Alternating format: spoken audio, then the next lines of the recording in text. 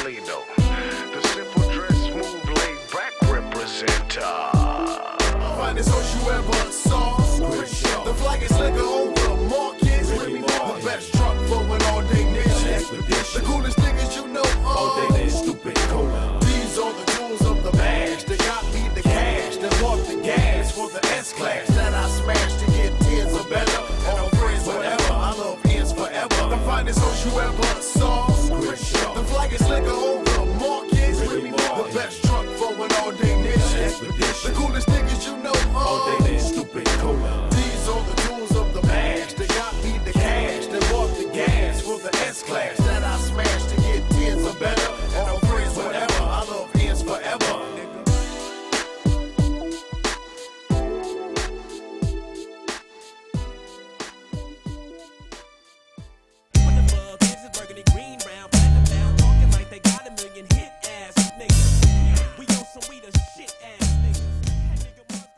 Dr. Dre has become the most influential rapper-producer of his generation. With his straight-out-of-Compton attitude, Dre created his own style of hip-hop, one that went beyond flashy, colourful clothes and fickle imagery, coining the now infamous sound of gangster rap. I'm a record producer. I'm just a creative and innovative person that just love letting my creative juices flow. Dre crafted his own subculture of sound. With an infectious G-funk ethic, the Dre attitude has carried on in acts such as Snoop Doggy Dogg, Warren G and Ice Cube. From N.W.A to Eminem, Dr. Dre has revolutionized the rap industry. Dre is a true DJ, okay? He understands what makes your foot move. He understands what makes your head bob. He is a pioneer of West Coast rap, and he is definitely an artist and a genius at what he does. So I definitely think he's one of the most important producers of hip-hop history.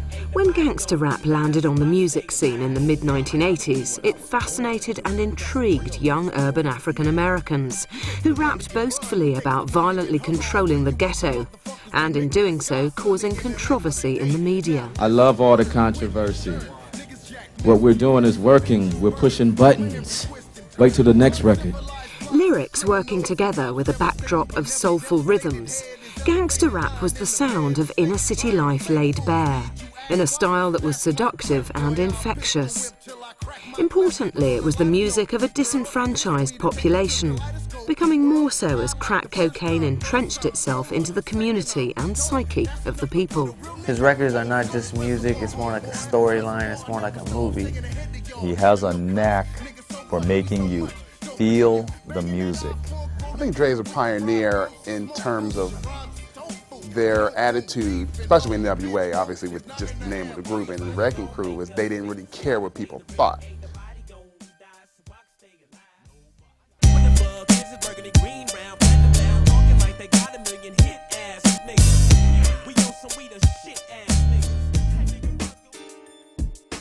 Dr. Dre was born Andre Young on February the 18th, 1965, in the district of Compton, South Central Los Angeles. I did know Dre, okay, from way back, okay?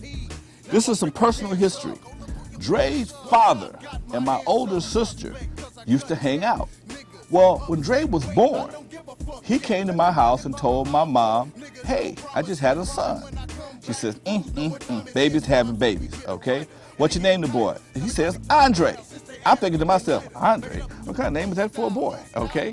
You know, we're from Compton, okay? Everybody's name is Jack, Bob, Frank. You know, we don't have no Andres and Shanae's wasn't in yet. So we were doing pretty, I'm like, okay, no big deal. In the 1960s, before it became famous through rap records, Compton was regarded as a neighbourhood of hope. With the phasing out of the city's racist housing policies, black families fled the ghettos of neighbouring Watts and headed en masse to Compton's palm tree-lined streets. Now, understand this. Dre's uncles and I grew up together. Okay, we played on the same block. So Dre, his father had a bunch of brothers, maybe 6, 7 brothers. We all played together. So I had seen Dre in passing through the neighborhood, never knowing one day he'd work for me, and never knowing one day he would be this mega superstar, okay? So that's when we first met. We're talking about in the 60s now. The young Dre grew up right next to Compton's infamous Kelly Park. With little else to do, the local street kids would spend hours hanging out at Dre's home, listening to tapes and records. Here, Dre built a reputation for his impressive musical knowledge, a passion that would lead him to hone his DJ skills at his local recreation centre. Dances used to be thrown weekly, and Dre eventually got his chance to prove himself in front of a live, albeit small, audience. From these early teenage days, Dre soon began to appreciate the creative potential of the decks and the control it gave him over the crowds. Compton had been a community that prospered, but things started to change during Dre's childhood in the 70s. Once a predominantly white community of middle-income families, whites fled Compton as more blacks moved in. Invariably, less attention was paid to the needs of the community as the town's income level fell. Compton was becoming increasingly vulnerable and began to attract the attention of drug dealers and violent street gangs. Growing up in the hood before crack came, it was different. It was different big time. I mean, it shows on the records from today as opposed to the records back in the day. It was a family thing within the neighborhoods. Everybody was together, it was unity. In my neighborhood, in Compton neighborhoods, South Central neighborhoods, there was a love, there was a unity. And then when crack came, the money and the power just separated everything. And that's when I first started seeing AK-47s, Uzi submachine guns, and AR-15 assault rifles in the hood. The crack cocaine epidemic of the mid-80s hit the communities of Compton hard. At the time, Dre was fortunate enough to have his music, a passion that kept him out of the hands of hardcore drug addiction, and with it, the inevitable slippery slope into crime. When crack came, it just destroyed everything, because this crew had, you know, crack, they had the dope sack, what they call it out here, and it made them more powerful. But as they got powerful, a lot of people within their crews weren't eating, so that created tension within inside the organization, and they start killing each other, and it was a trickle-down effect, and it started happening all over the city. However, this didn't prevent Dre seeing his community rapidly disintegrate. Crack cocaine became the new currency of the ghetto.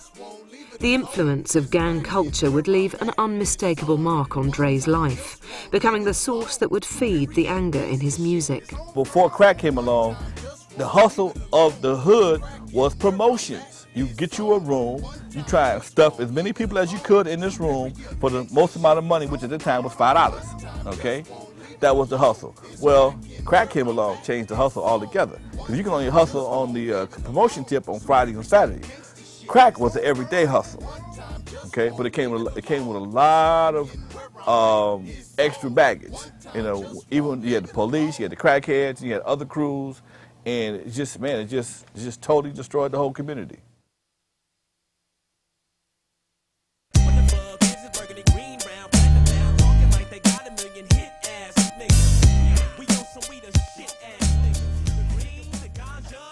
The Los Angeles-based Bloods and Crips are probably the two most widely recognised street gangs in America. Even today, they still battle ferociously over who controls the local drug trade. These rivalries made gang warfare more prevalent and a focal point of gang activity. Guns were used with regularity, and drive-by shootings produced a dramatic increase in assaults and homicides. It was out of control. It was the Wild Wild West. When I first started around here, it was out of control. It was truly the Wild Wild West.